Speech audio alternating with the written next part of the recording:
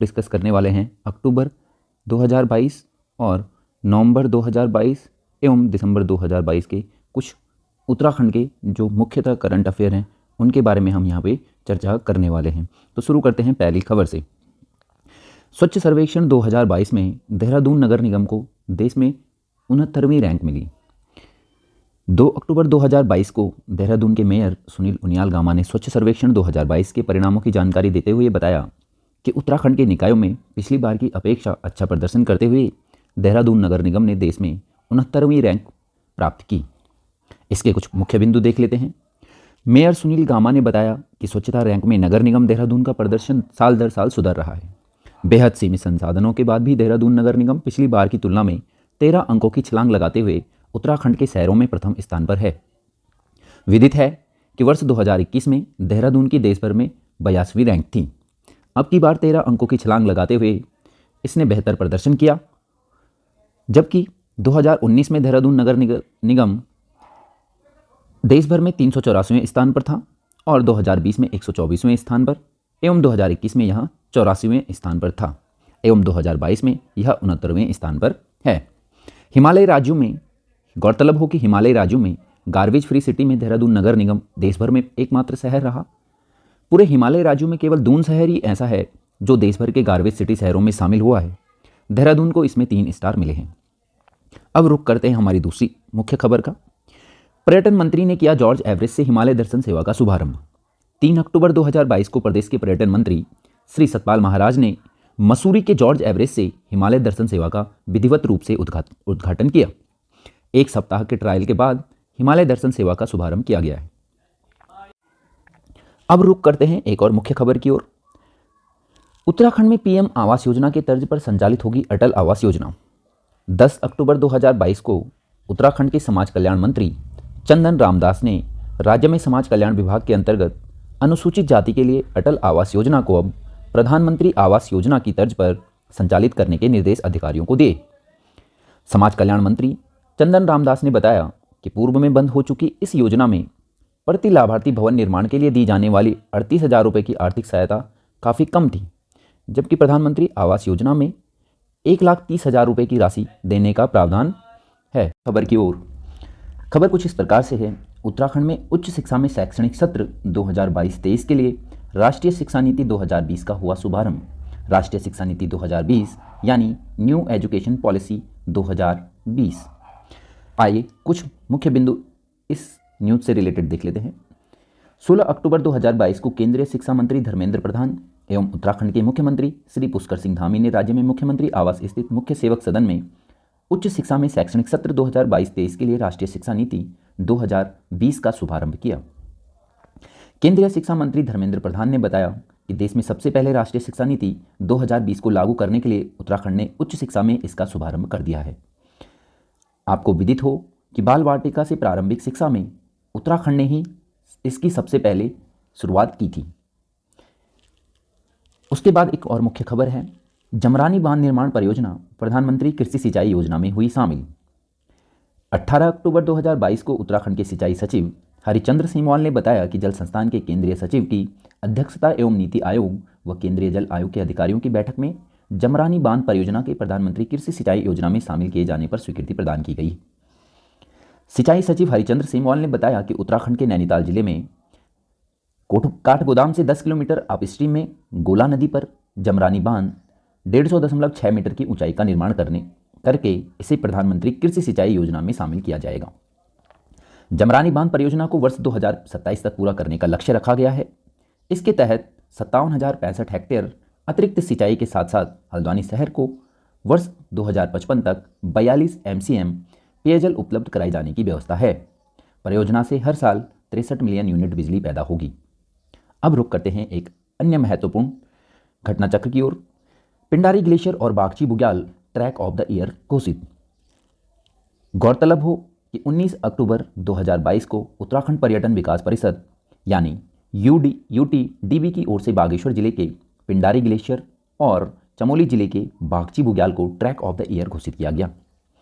उल्लेखनीय है कि पिंडारी ग्लेशियर ट्रैक की शुरुआत कुमाऊं के काठगोदाम से होगी, जो खाती, दब्याली, फुरकिये, 0 पॉइंट, खाती के बाद खरकिया से होते हुए काठगोदाम में पुनः संपन्न होगा। वहीं बागची बुग्याल के ट्रैक की शुरुआत देहरादून के ऋषिकेश से होगी, जो घेस देवली खेत से होते हुए बागची बुग्याल के बेस कैंप में संपन्न होगा। यहाँ से ट्रैकर धुलंब होते हुए बागची के टॉप हिमानी पहुंचेंगे। अब नेक्स्ट खबर की ओर रुख करते हैं। प्रधानमंत्री ने उत्तराखंड में 3400 करोड़ रुपए से अधिक की विभिन्न विकास परियोजनाओं का शिलान्यास किया। 21 अक्टूबर 2022 को प्रधानमंत्री श्री नरेंद्र मोदी ने सीमा पर स्थित उत्तराखंड के माणा गांव में आयोजित कार्यक्रम में उत्तराखंड के लिए 3400 करोड़ रुपए से अधिक की विभिन्न विकास परियोजनाओं का शिलान्यास किया। इन परियोजनाओं में गौरीकुंड केदारनाथ और गोविंद घाट हेमकुंड साहिब 2 नए रोपवे परियोजनाओं सहित 2 सड़क चौड़ीकरण परियोजनाएं माणा से माणा पास अर्थात NH07 और जोशीमठ से मलारी अर्थात NH107B 107 भी शामिल है। केदारनाथ रोपवे लगभग 7 किलोमीटर लंबा होगा, जो गौरीकुंड को केदारनाथ से जोड़ेगा, जिससे दोनों स्थानों के बीच यात्रा का समय वर्तमान में लगने वाले समय 6-7 घंटे से कम होकर लगभग 30 मिनट का रह जाएगा। हेमकुंड रोपवे गोविंद घाट को हेमकुंड साहिब से जोड़ेगा, जो लगभग 4 किलोमीटर लंबा होगा और यात्रा समय को 1 दिन से कम करके केवल 45 मिनट तक सीमित कर देगा। यह रोपवे घांगरिया को भी जोड़ेगा, जो फूलों की घाटी राष्ट्रीय उद्यान का प्रवेश द्वार है। तो आप इसे याद रखिए। रुक करते हैं अगली खबर का। उत्तराखंड में हिम तेंदुए 6 साल में बढ़कर हुए 121। 21 अक्टूबर 2022 को विश्व हिम तेंदुआ दिवस के मौके पर उत्तराखंड वन विभाग ने इनको लेकर आंकड़े जारी किए। इनके अनुसार राज्य में करीब 121 हिम तेंदुए हैं। 2016 में की गई जनगणना के हिम तेंदुओं की गणना के दौरान इनकी संख्या 86 के आसपास थी। हिम तेंदुए राज्य के 3000 मीटर की ऊंचाई पर पाए जाने वाला हिमालय क्षेत्रों में पाए जाने वाला एक अति दुर्लभ जंतु है। हिम तेंदुआ का वैज्ञानिक नाम पैंथेरा अनकिया है और हिम तेंदुए को विश्व संरक्षण प्रजाति की रेड लिस्ट में सूचीबद्ध किया गया है। इसके अलावा यह लुप्त प्राय प्रजातियों के अंतर्राष्ट्रीय व्यापार पर कन्वेंशन के परिशिष्ट एक में भी सूचीबद्ध है।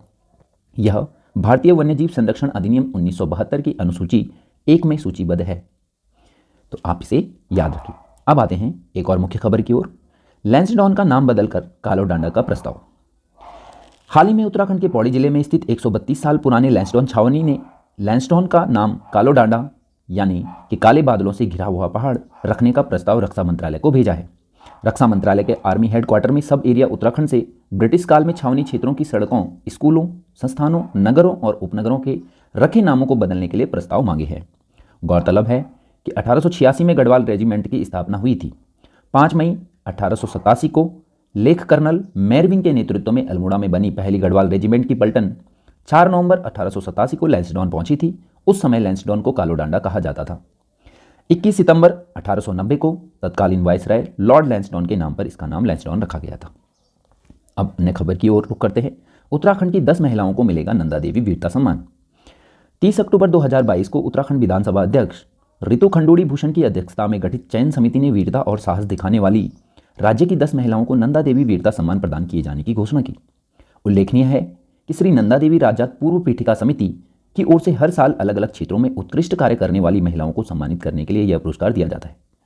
इन महिलाओं में राज्य के पौड़ी से फ्लाइंग ऑफिसर निधि बिष्ट, बागेश्वर की अनीता टमटा, पिथौरागढ़ के धारचूला की कलावती बडाल, चंपावत की तारा जोशी, कपकोट की तारा टाकुली, तारा पांगती, पिथौरागढ़ से गीता देवी पांगती, बागेश्वर से आशा देवी, चंबा अर्थात टिहरी गढ़वाल से निवेदिता पवार, पिथौरागढ़ से सीता देवी बुरफाल को सम्मान के लिए चयनित किया गया है।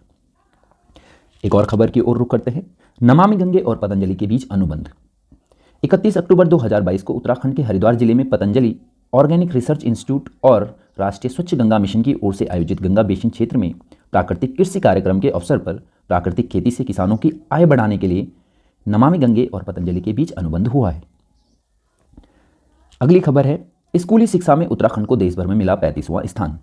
हाल ही में केंद्रीय शिक्षा मंत्रालय के स्कूली शिक्षा और साक्षरता विभाग की ओर से परफॉर्मेंस ग्रेडिंग इंडेक्स अर्थात PGI 2020-21 की रिपोर्ट जारी की गई। इस इंडेक्स में देश भर में उत्तराखंड को 35वां स्थान मिला है। परफॉर्मेंस ग्रेडिंग इंडेक्स अर्थात PGI में उत्तराखंड को 1000 अंकों में से 719 अंक प्राप्त हुए हैं। गौरतलब हो कि शिक्षा मंत्रालय की ओर से जारी रिपोर्ट में केरल, महाराष्ट्र और पंजाब 1000 अंकों के स्कोर में से 928 अंक पाकर पहले स्थान एवं 927 अंकों के साथ चंडीगढ़ दूसरे स्थान और 903 अंकों के साथ गुजरात तीसरे नंबर पर है। अब चलते हैं अगली खबर की ओर। अगली खबर है 5 विभूतियों को मिलेगा उत्तराखंड गौरव पुरस्कार। 6 नवंबर 2022 को प्रभारी सचिव सचिवालय प्रशासन उत्तराखंड विनोद कुमार सुमन ने बताया कि राज्य सरकार ने उत्तराखंड गौरव सम्मान पुरस्कार 2022 की घोषणा कर दी है। इनमें से 5 अलग अलग क्षेत्रों में उत्कृष्ट योगदान के लिए 5 विभूतियों को पुरस्कार हेतु चयन किया गया है। इनमें से 3 को मरणोपरांत पुरस्कार दिया जाएगा। विनोद कुमार सुमन ने बताया कि देश के राष्ट्रीय सुरक्षा सलाहकार अर्थात अजीत डोभाल, भारतीय फिल्म सेंसर बोर्ड के अध्यक्ष प्रसून जोशी को यह पुरस्कार दिया जाएगा। पूर्व चीफ ऑफ डिफेंस स्टाफ रहे स्वर्गीय जनरल बिपिन रावत, कवि, लेखक और गीतकार रहे स्वर्गीय गिरीश चंद्र तिवारी और साहित्य एवं पत्रकारिता के क्षेत्र में स्वर्गीय श्री बीरेन डंगवाल को मरणोपरांत इस पुरस्कार के लिए चयनित किया गया है। अब अगली खबर है हमारी, कुमाऊं की 2 नर्सों को मिला राष्ट्रीय फ्लोरेंस नाइटिंगेल अवार्ड। 7 नवंबर 2022 को राष्ट्रपति द्रौपदी मुर्मू ने उत्तराखंड के कुमाऊं की 2 नर्सों शशिकला पांडे और गंगा जोशी को राष्ट्रीय फ्लोरेंस नाइटिंगेल अवार्ड 2021 से सम्मानित किया।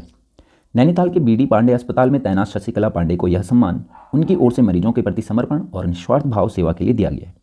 नर्सिंग के क्षेत्र में उत्कृष्ट कार्य करने के लिए राष्ट्रीय फ्लोरेंस नाइटिंगेल अवार्ड पाने वाली शशिकला पांडे बीडी पांडे अस्पताल की मेंटरन है। वहीं गंगा जोशी खटीमा के उप जिला चिकित्सालय में एएनएम के पद पर तैनात है। गंगा जोशी को जागरूकता प्रोग्राम, कोविड-19 में विशेष योगदान, आशा कार्यकर्ताओं को प्रशिक्षण, राज्य एवं राष्ट्रीय स्तर की कई ट्रेनिंग में प्रतिभाग करने पर यह पुरस्कार दिया गया है। अब आ जाइए अगली खबर की ओर। उत्तराखंड को फिर मिली राष्ट्रीय शीत खेलों की मेजबानी। 8 नवंबर 2022 को उत्तराखंड की खेल मंत्री रेखा आर्य ने राज्य के रुद्रपुर में स्पोर्ट्स स्टेडियम के निकट बहुउद्देशीय क्रीड़ा भवन का शिलान्यास करते हुए बताया कि एक बार फिर शीतकालीन खेलों की मेजबानी उत्तराखंड को मिली, जिनका राज्य के चमोली के औली में आगामी 2 से 5 फरवरी तक आयोजन किया जाएगा। खेल मंत्री रेखा आर्य ने बताया कि राज्य में राष्ट्रीय शीतकालीन खेलों के आयोजन के अलावा यहां अंतर्राष्ट्रीय स्कीइंग महासंघ द्वारा हिमालयन ट्रॉफी का आयोजन भी किया जाएगा। राष्ट्रीय शीतकालीन खेलों में उत्तराखंड समेत विभिन्न राज्यों की टीमें हिस्सा लेंगी। नेशनल स्कीइंग चैंपियनशिप 2023 में कुल 4 इवेंट होंगे, जिनमें से पुरुष और महिला दोनों वर्गों के खिलाड़ी हिस्सा लेंगे। इसके अलावा हिमालयन ट्रॉफी 2023 के तहत 7-8 फरवरी को पुरुषों व महिलाओं के लिए FIS स्वीकृत जॉइंट स्लैलम रेस भी होगी। अब चलते हैं हमारी अगली खबर की ओर। अल्मोड़ा के लक्ष्य सेन को मिला अर्जुन अवार्ड। 30 नवंबर 2022 को राष्ट्रपति द्रौपदी मुर्मू ने राष्ट्रीय भवन में आयोजित समारोह में उत्तराखंड के अल्मोड़ा निवासी शटलर लक्ष्य सेन को अर्जुन अवार्ड से सम्मानित किया। लक्ष्य सेन का जन्म 16 अगस्त 2001 को अल्मोड़ा के तिलकपुर वार्ड में हुआ था। लक्ष्य सेन ने 4 साल की छोटी सी उम्र से ही बैडमिंटन से खेलना शुरू कर दिया था। लक्ष्य के पिता DK सेन भारतीय खेल प्राधिकरण में बैडमिंटन कोच रहे हैं और वर्तमान में प्रकाश पादुकोण बैडमिंटन एकेडमी बेंगलुरु में प्रशिक्षण दे रहे हैं। लक्ष्य सेन अब तक राष्ट्रीय और अंतर्राष्ट्रीय स्तर पर 26 पदक जीत चुके हैं। इनमें से 16 स्वर्ण पदक हैं। लक्ष्य सेन के बड़े भाई चिराग सेन भी अंतर्राष्ट्रीय बैडमिंटन खिलाड़ी हैं। चिराग जूनियर राष्ट्रीय बैडमिंटन चैंपियनशिप और जूनियर वर्ल्ड चैंपियनशिप में नंबर 2 रह चुके हैं। अब देखते हैं हमारी अगली मुख्य खबर। मुख्यमंत्री को मिला स्वच्छ राजनीतिज्ञ सम्मान 2022। 27 दिसंबर 2022 को उत्तराखंड के पहले मुख्यमंत्री स्वर्गीय नित्यानंद स्वामी के 94वें जन्मदिन के अवसर पर आयोजित कार्यक्रम में नित्यानंद स्वामी जन सेवा समिति द्वारा प्रदेश के मुख्यमंत्री श्री पुष्कर सिंह धामी को स्वच्छ राजनीतिज्ञ सम्मान 2022 से सम्मानित किया गया। इस अवसर पर मुख्यमंत्री श्री पुष्कर सिंह धामी ने संगीत, शिक्षा, उद्योग, चिकित्सा एवं सांस्कृतिक संपदा से जुड़े व्यक्तियों को भी सम्मानित किया। उन्होंने बताया कि प्रथम मुख्यमंत्री के रूप में नित्यानंद स्वामी ने अंत्योदय के विचार को अपने कार्यों के माध्यम से सिद्ध किया और राज्य के सर्वांगीण विकास की दिशा में अभूतपूर्व कार्य किए।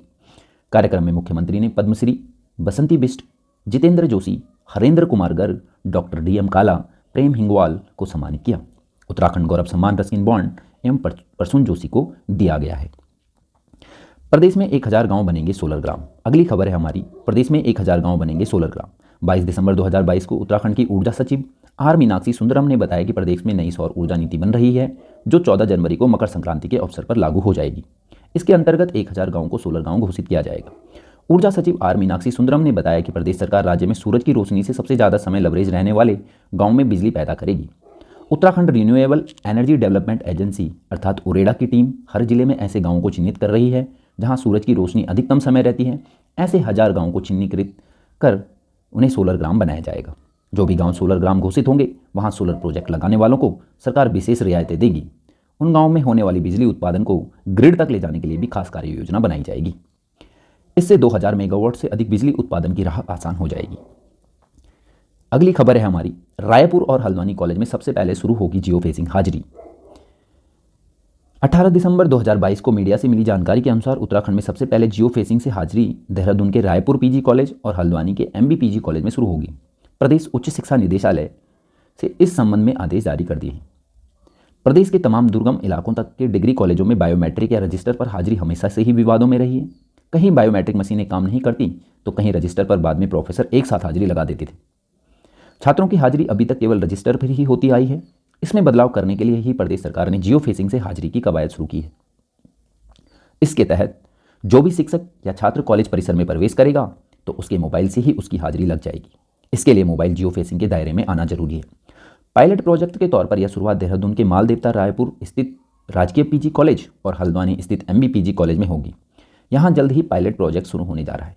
पायलट सफल होने के बाद अन्य कॉलेजों में भी इसे लागू किया जाएगा। विदित है कि जियो फेंसिंग सैटेलाइट आधारित प्रणाली है जिसमें एक विशेष क्षेत्र की जियो फेंसिंग यानी बाउंड्री बना दी जाती है। इस दायरे में जो भी डिवाइस आएगी वह रिकॉर्ड में आ जाएगी।